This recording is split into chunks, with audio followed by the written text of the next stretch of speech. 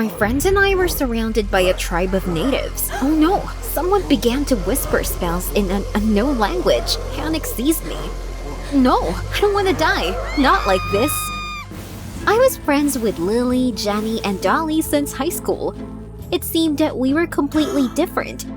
But we were united by one thing. We all believed in higher powers. We were sure that various mystical stories were not just fairy tales. So we spent all our free time on occult rituals. We called ghosts, read the cards, and even communicated with psychics. How I wanted to see something mystical for once with my own eyes. And then one day, we were offered a tour of the Enchanted Island. Of course, we immediately agreed. A week later, we were enthusiastically exploring the surroundings of our hotel. Instead of rooms, there were bungalows. All the employees wore strange traditional clothes, but the coolest thing was the mysterious pound surrounding the hotel on all sides. It just charmed us. We spent all the time on the shore drinking cocktails, dancing, and just did not get out of the water. Our tour was coming to an end. My friends and I had a wonderful rest, but I was sad. After all, we never saw anything mystical, except for the fake costumes of the staff. The girls agreed with me. The hotel was not worth the money. There was nothing mysterious here. Therefore, on the last night, we decided to have a good time in order to somehow compensate for our disappointment. We drank several cocktails at once, got into the water, and swam for so long that it was already late at night. Once we even had to hide from the guard. When we heard his footsteps, we all dived under the water and held our breath. He did not notice us. He could spoil our party. I think it was about 2 o'clock in the morning when suddenly, the water in the pond lit up. I looked at the girls. They were just as confused. The water in the pond sparkled as if we were in the very center of a huge light bulb. Lily timidly suggested that it had to be some kind of illumination, but no, it was more like magic. Obviously, the spirits were trying to tell us something. Finally, we didn't come here for nothing. After a few minutes, the glow disappeared, and only then we went home, constantly discussing what we saw. Did we finally witness something mystical ourselves? What would that mean? Not believing our luck, I reached the bungalow and immediately fell into a deep sleep. In the morning, I woke up to the cry of one of my friends. What was it? Dolly was crying, holding something in her hands. There were the other girls and I rushed to her, but Dolly just silently handed us a pregnancy test. I looked closer and gasped. 2 bars. Dolly, when did you manage to get pregnant? You're constantly participating in some occult rituals with us. You just don't have time. Dolly just glared at me and whispered that she hadn't had a boyfriend for more than a year. It was simply impossible. But nevertheless, she was pregnant. It turned out that Dolly woke up early and saw 4 pregnancy tests on the bathroom shelf. We heard that they do this in some hotels. She decided to check one for fun, and it showed 2 bars. We looked at each other warily. It can't be. Dolly nodded at her stomach and said that she immediately noticed how it grew after swimming in the pond. It was definitely because of that stupid glow. My hair stood on end. The other girls and I immediately rushed to the rest of the tests. What if I was also pregnant? God, no. This was nonsense. But I was already feeling sick. Not this. 10 minutes later, there was a deathly silence in the room. My friends and I didn't know what to do. It seemed like it was some kind of prank. But it was real. All 4 tests showed 2 bars. Still vaguely understanding what was happening, we decided to get out to a local cafe. It was unbearable to sit in silence any longer. Somehow getting there, we settled down at a table. But the girls behaved very strangely. It would all be funny if it wasn't true. Dolly was crying endlessly. Lily was frantically trying to find something on the internet, but other users only ridiculed the query, is it possible to get pregnant from swimming in the pond? Jenny took a long time to order something from the waiter. But when her order arrived, I grimaced. She was dipping kiwi in ketchup. Who eats this? It's much tastier with mayonnaise, crossed my mind. I didn't even notice how I began to stroke my stomach myself. What the hell was I doing? No, we needed to solve something urgently. The waiter came up to us. He was wearing traditional clothes, just like a local. And then it dawned on me, he knew exactly all the legends and secrets of the island. I immediately asked him what he had heard about that pond, and then the waiter told us a mysterious legend. It turned out that the pond was dug in a secret place where at a certain time and under certain circumstances, you could get pregnant. It wasn't this way that the ancient tribe continued the family line. The tribe itself had long been gone. Only their distant relatives still lived somewhere in the jungle. Finally, at least some kind of clue. Half an hour later, we were already pushing through the impenetrable jungle. I knew that this was not an occupation for everyone, but I did not expect that everything would be so difficult. We were constantly attacked by a swarm of strange huge insects. Their bites made our bodies swell and itch. The unbearable heat made me dizzy. The sweat flowed down in streams. Besides, Lily almost stepped on a poisonous snake. Sometimes I thought we were going to die in this damn jungle. Therefore, I was terribly glad when I saw a settlement among the trees and vines. We would fix it soon. The inhabitants at the settlement looked at us with apprehension, but we immediately asked how to get to their leader. One of the natives kindly led us to the largest house in the village, but the leader refused to accept us. Had we come all this way for nothing? But then it dawned on Lily. She took off her favorite gold bracelet from her hand and hesitantly handed it to the leader. He looked at the bracelet with an arrogant look. But the chief took the bracelet and motioned us to the hut. Hooray! Well done, Lily! The first thing I did was ask him about the pond. Could we really get pregnant from it? The leader nodded warily, but said that they didn't use this method for a long time. Women who got pregnant in the pond gave birth to demon children. He narrowed his eyes and asked why we were interested in this. I swallowed. Demon children? They would kill us right now if they found out. Lily and I looked at each other. I think she was thinking the same thing. It was time to get out of there. But then Dolly, the most emotional of us, sobbed out that we were all pregnant. She was gasping for breath, asking the leader, "What should we do now?" I was stunned. Dolly, damn it. Why did you say that? Now we were in trouble. The leader looked at Dolly for a long time and then suddenly took a couple of steps in our direction. There was something sinister in his gaze. I swallowed nervously. He sarcastically said that there was only one solution. In order not to let evil into the world, this evil had to be destroyed. We needed to run away urgently, but we did not have time to move, as the inhabitants of the tribe surrounded us and grabbed our hands, not allowing us to escape. What the hell was going on here?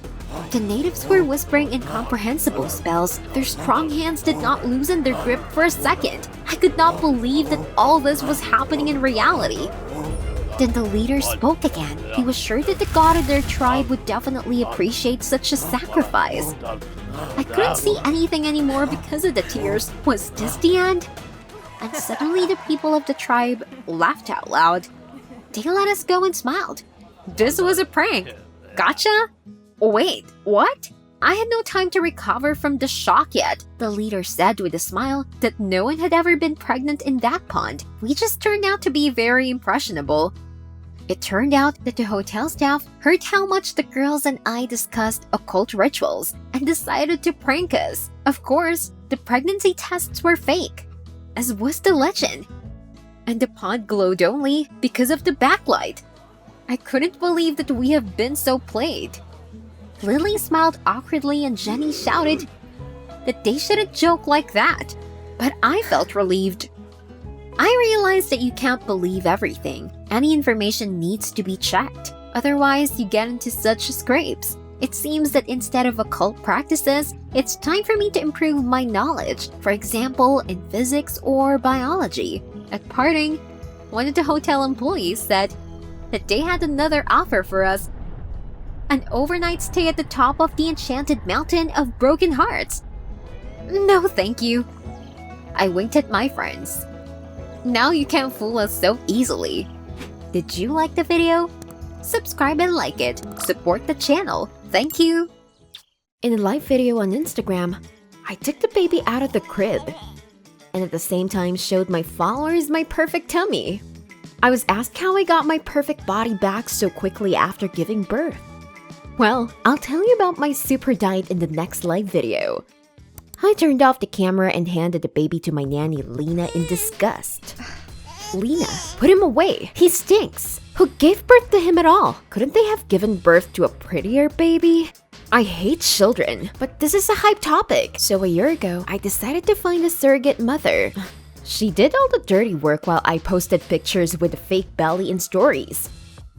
Speaking of fake bellies, I asked Lena to throw them out immediately to make room in the closet for new clothes. And don't forget to clean up. The house is full of dust. But she replied that she would not do this. She had other duties. She was a nanny, not a cleaner. No way. Servants are servants. I threatened Lena that I would fire her if she didn't complete the assignment. With that, Lena immediately left the room. There were a couple of hours left before the next live video, so I quickly put on a short top that exposed my toned tummy. Everything was going great until one of the followers left a comment. Kiss. Your stomach has terrible fat rolls. What fat rolls? But then I was flooded with comments that I would better look in the mirror first, and then stream. It hit me like an electric shock. I quickly got my bearings and said that I had technical problems. I interrupted the live video and in fear, rushed to the mirror. I thought it was the light, but no. My stomach really did look bigger, and there were some nasty fat rolls. What the hell was going on? Okay, calm down. I googled what the reason of fast weight gain could be. The portal about an inconspicuous pregnancy was the first to open in the search results, and I clicked on it. I hadn't had a boyfriend in a long time. I spent all my time on Instagram, but reading the forum, I came across some wild information that one girl got knocked up in a pool. Maybe it's the same for me. I go to the pool. I put on the first hoodie I saw and rushed to the doctor's office. The doctor did an ultrasound and said that there was no pregnancy, but there was a slight obesity in the waist area. Slight obesity? I said that I had a proper diet, and I had a couple of servants preparing everything for me. This couldn't be happening. The doctor replied that many patients ate their problems in a half-asleep state, and then did not remember anything about it. I walked out of the clinic. Everything was a blur. Was I a lunatic? I couldn't think straight. I was necessary to understand everything as soon as possible, so I decided to experiment, and for this, I rushed to the store. There, with trembling hands, I picked up a jar of Nutella from the shelf. I wanted to leave it in the refrigerator overnight and see if the jar was open in the morning. What if I really went to the refrigerator at night, half asleep, and ate? A shiver ran down my spine, as if someone was watching me. Haters would destroy me if they saw what I was buying here. But some weird chick at the checkout was staring at Nutella and then at me. After a couple of seconds, she shouted loudly, "Nancy Kiss also likes sweets." God, that was the last thing I needed. I threw the money to the cashier and covering my face with my hands, literally ran to the parking lot. But this crazy chick rushed after me with a phone in her hands. No, don't you dare shoot me. I got caught in someone's car and almost fell. And the alarm went off all over the parking lot. After running another 100 meters, I found my car. Chick was not far behind. I sat behind the wheel and peeled out, almost grazing her. When I came home, I looked so bad that Nanny Lena immediately asked anxiously what had happened. Taking a deep breath, I told her about the crazy woman in the store. Lena hugged me and said that was the downside of fame.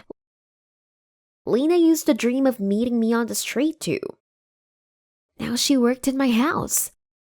I took a deep breath and calmed down a little. Thank God I hid my face from the follower. But the phone started bursting with notifications. They poured one after another. Hundreds of users marked me on some photo. With growing anxiety, I opened the post and saw myself from behind. The sweatshirt I accidentally grabbed turned out to be a branded sweatshirt with my Instagram nickname at Nancy Kiss.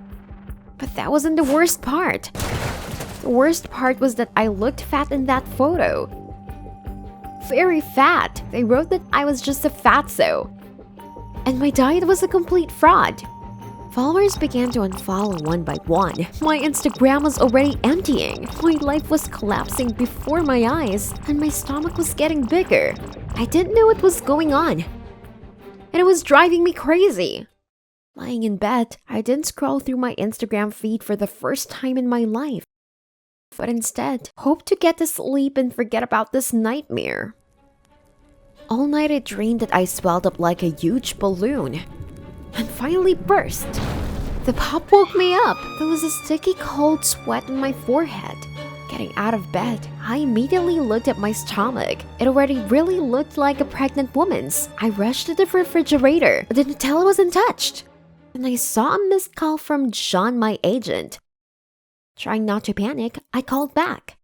John was casual, but he was trying to find out why my sweatshirt with my nickname was so tight around my sides. I made excuses that it was just an angle. The sweatshirt shrank after washing.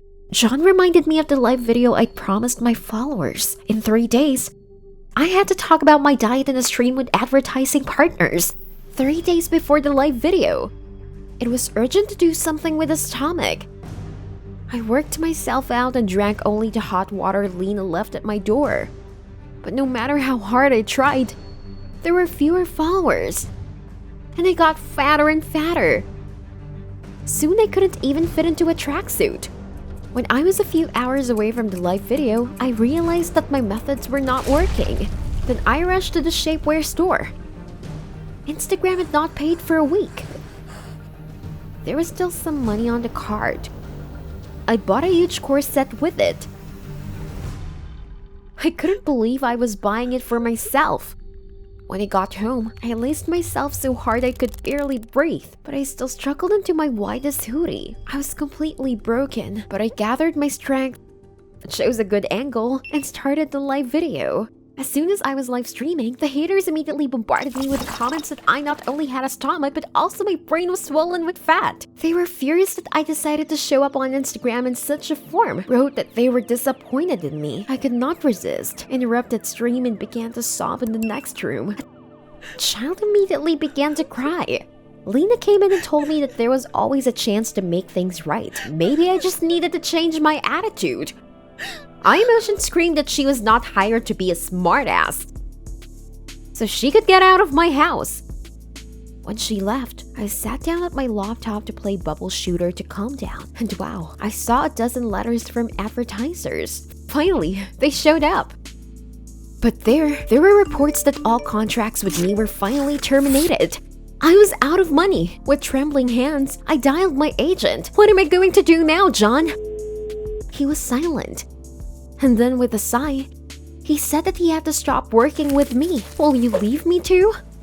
At this, he sarcastically congratulated with a second baby and hung up. I needed a distraction, so I decided to take a walk. I don't know how long I wandered around the city, but when I got home, I saw that the door to the apartment was wide open. Where was Lena? Damn, how could I forget? I sent her away myself. The apartment was a complete ruin. Clothes, some garbage, and dirty diapers were scattered everywhere. The smell was just awful, and from the room came the heart-rending cry of a child. What am I supposed to do about it? I ran to the baby as fast as I could. Leo, what's wrong with you? I tried to feed him, and suddenly I realized he was so small and helpless. I began to sob softly in despair and the realization of a new feeling. My God. This was my baby, even though he was carried by another woman. How could I be so indifferent? Suddenly, Leo held out his hands to me. My heart skipped a beat. I realized that now we were the only ones who had each other, and I held him tightly to my heart and whispered it to him softly. Leo seemed to understand me and smiled sadly in response. After a few weeks, I couldn't imagine my life without Leo. I also posted photos with him, but I forgot about building a following. Surprisingly, my audience began to grow by itself. By the way, I also lost weight pretty quickly. I still don't understand what happened to my stomach. I was feeding Leo once, and I saw a comment under my Instagram photo. Lena was on the avatar. She wrote that she was glad that I gave up the fake life. Already in the PM, Lena admitted that every day she mixed high-calorie supplements in my food. It made me fat so fast. I was angry and wanted to write her something spiteful in response. After all, it was Lena who made me understand that even if all the people in the world turned their backs on me, I would still be the kindest and most beautiful person in the world. And this is my son, Leo. I ran as fast as I could. Behind me, the iron footsteps of those creepy robots could already be heard. Hurry up. The bunker is already close. Come on. And then a metal robo hand closed on my leg. It's over. I struggled, but suddenly my eyes began to close. It looked like I was injected with a sedative. I started to fall asleep. I felt so calm, and at the moment, I was flooded with memories of my parents. How I missed them now. Because they were no longer alive. They were scientists. My dad and mom gave me all their knowledge and developed my talent for chemistry. I didn't have any friends, so I spent all my free time with them. But soon, the planet was filled with wild rats. They were not afraid of people at all and openly attacked them. It was even impossible to walk freely in the streets. The government instructed my parents to get rid of the rodents, and my parents began to develop a virus that would deprive the rats of the ability to reproduce. They successfully managed, but conducting final testing, they revealed a side effect for people. Any infected woman most likely would no longer be able to give birth to a female child. This could lead to the extinction of humanity. My parents told everyone about it and wanted to stop the development, but President Evil did not listen to them in order to use the virus. Mom and Dad refused, but they knew that this would not stop the president and secretly hid me in a bunker to protect me from the effects of the virus. The virus was used, and the next day, when I was communicating with my parents via video link, the servants of the president came to them. After that, right before my eyes, the robot split mom and dad with a beam for insubordination. The servants got sight of me on the monitor screen and gave the president information about the surviving daughter of the scientists. I burst into tears. My parents were gone. I was all alone. I couldn't trust anyone else in this world. The location of my bunker was not determined. I was safe and I had everything I needed.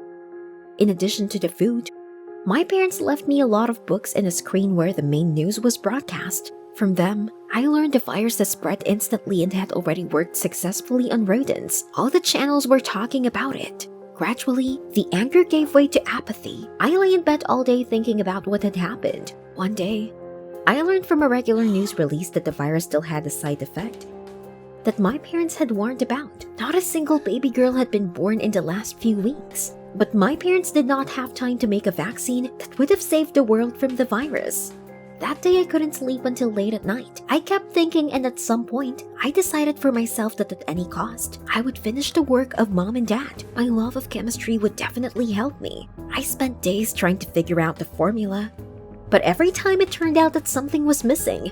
I was desperate. Food supplies in the bunker began to run out. I knew I couldn't go out, but I couldn't go any further without water. Then I covered my face with a mask and carefully climbed out of the bunker into the street. Suddenly, on all the street screens, I saw a video with the president's disgusting face. He was talking about me. What? He said that he was looking for the daughter of the dead scientists who created the virus, the only girl who was not infected who could give birth to a girl and save humanity. There was a huge reward for my capture. I was taken aback. If I got caught, I definitely wouldn't be able to finish the vaccine. I ran back to the bunker, but suddenly I was seized by the iron hand of a robot.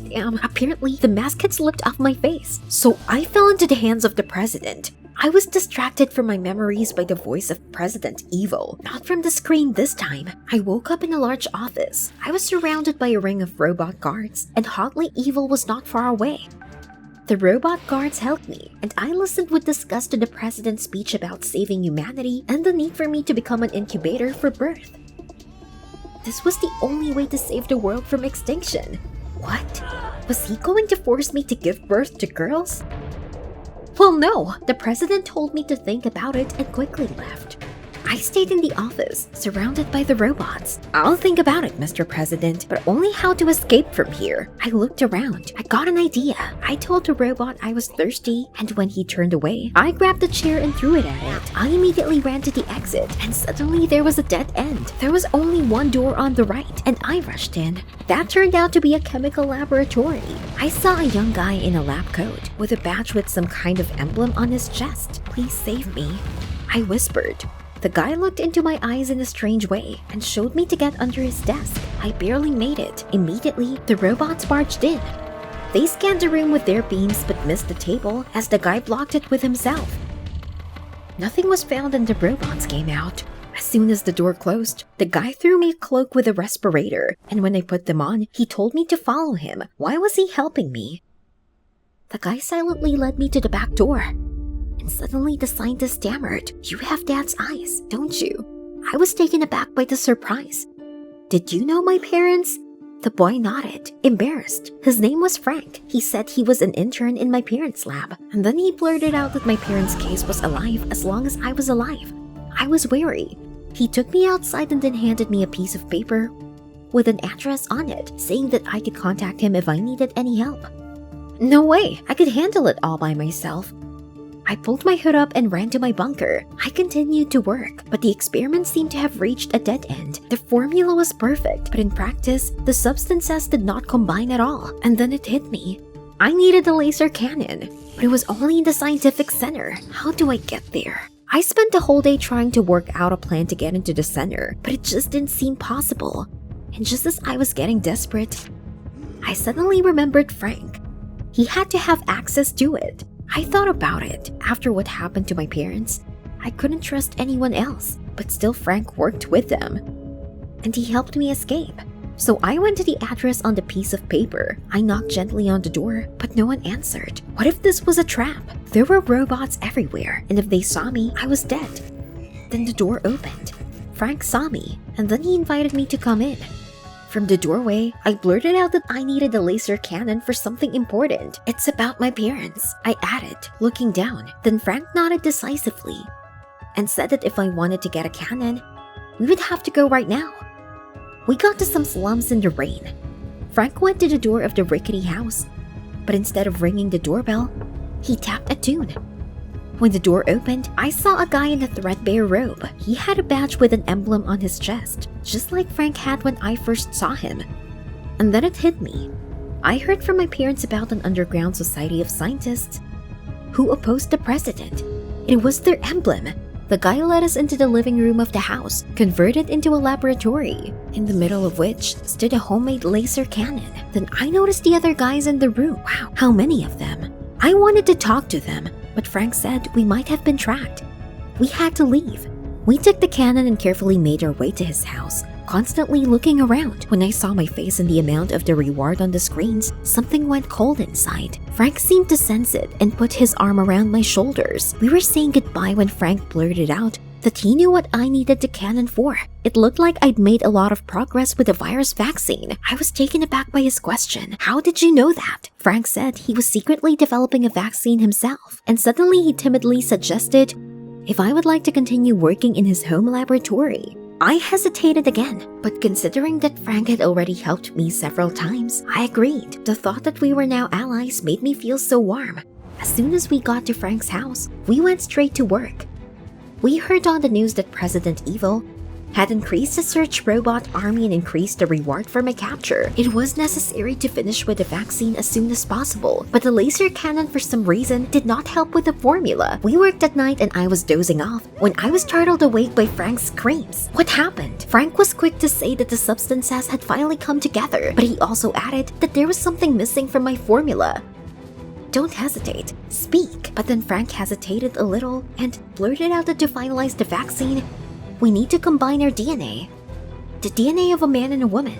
I was embarrassed, but Frank took my hand and told me that we would definitely succeed. This is the last leap. We can't stop now. I looked into his eyes and agreed. Yes, Frank. Let's do this and save the world in the name of the memory of my parents.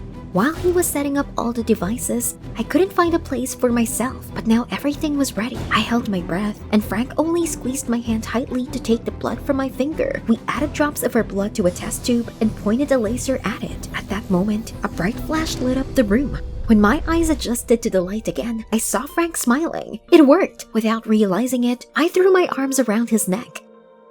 We saved the world, Frank. But suddenly the door opened, and the president appeared with a bunch of robots. They had already snapped the handcuffs on my wrists, and then the president turned to Frank and congratulated him on a good job. What? The president added that Frank did the right thing. What was he talking about? I felt like something had split inside. So Frank was working for the president all this time? I trusted you. How could you? But suddenly Frank said that it was time to end it and rushed to the laser cannon, and in a second, everything was plunged into darkness. I blacked out. I woke up in Frank's arms and he carried me outside. "Let me go, you traitor!" I shouted, but he just gave me a big hug. I didn't understand anything. Frank quietly said that at first, he tried to make a vaccine himself, but then he had to get involved in a dangerous double game, working for evil and collaborating with colleagues. But the vaccine didn't work, and when he met me and we continued to work together on the vaccine, he realized that there was still a chance to get it. After these events, President Evil claimed the salvation of the world for himself, but Frank and I were still given the title of heroes. The underground scientists, with our help, were no longer persecuted, and they were able to finally get out of their slums. Some of them even began to help get vaccinated in the help centers. Women began to give birth to girls again. Humanity will live, and Frank and I got married. By the way, now our DNA is combined not only in the vaccine, soon we will have a daughter. And I realized that trust is the most valuable asset, because thanks to it, I not only saved the world, but also found a loving family. Did you like the video? Subscribe and like it. Support the channel. Thank you.